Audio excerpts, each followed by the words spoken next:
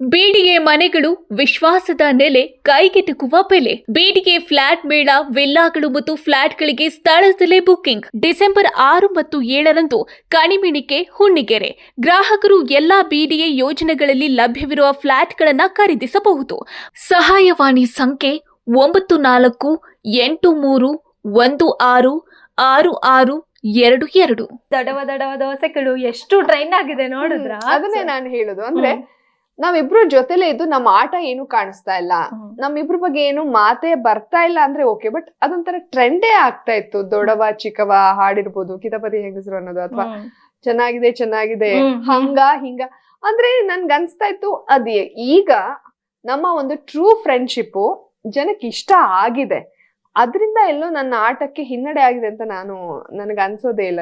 ಎಷ್ಟು ಜನದ್ರ ಬಗ್ಗೆ ಹೊರಗಡೆ ಈ ತರ ಟಾಕ್, ಗಿಲ್ಲಿ, ಜಾನ್ವಿ, ಅಶ್ವಿನಿ, ರಕ್ಷಿತಾ, ಹೌದು, ಇಷ್ಟು 4 ಜನದ್ದೇ ಜಾಸ್ತಿ ಓಡ್ತಾ ಇರೋದು. ಮೀಮ್ಸ್ ಇರ್ಬೋದು, ಟ್ರೋಲ್ ಇರ್ಬೋದು, ನಾವು ಮಾತಾಡಿದ್ದಿರ್ಬೋದು, ಪ್ರತಿಯೊಂದು.